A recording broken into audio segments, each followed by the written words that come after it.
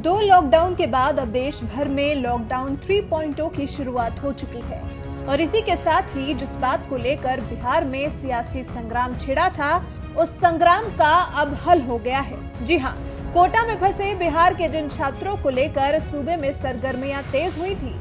RJD नेता तेजस्वी यादव ने छात्रों की घर वापसी को लेकर सरकार को कटघरे में खड़ा कर दिया था, जिसके बाद सरकार ने लॉकडाउन के नियमों के चलते इसके लिए हामी तो नहीं भरी थी, लेकिन सोमवार सुबह बेगूसराय के बरौनी जंक्शन पर मुंगेर प्रमंडल के 8 जिलों के 1200 से ज्यादा छात्र छात्राएं बरौनी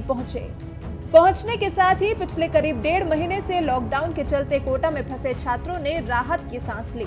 स्टेशन पर पहुंचते ही स्वास्थ्य कर्मियों ने छात्र छात्राओं के स्वास्थ्य की जांच की, क्योंकि बिना जांच के छात्रों को उनके घर नहीं पहुंचाया जा सकता। अपने जिले में पहुंचने के बाद भी छात्रों को सीधा उनके घर नहीं भेजा जा सकता। उन्हें पहले जिला में प्रखंड स्तर पर बनाए गए क्वारंटाइन सेंटर में रखा जाएगा। 14 दिन तक वहां रहने के दौरान सब कुछ सही रहने पर ही छात्रों को उनके घर जाने की इजाजत दी जाएगी।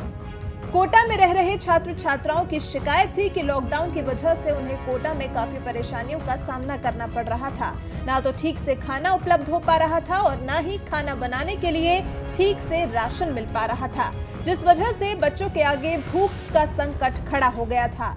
फिर परिवार से दूर छात्रों को कोरोना का शिकार हो जाने का भी डर सता रहा था। इसी वजह से वो बिहार की सरकार से उन्हें वापस बुलवाने को लेकर गुहार लगा रहे थे। लंबे इंतजार के बाद आखिरकार सरकार ने बच्चों को वापस अपने प्रदेश में लाने का इंतजाम कर ही दिया, जिससे छात्र छात्राएं खुश तो हैं, लेकिन कोरोना का डर उनके चेहरे पर साफ देखने को मिला।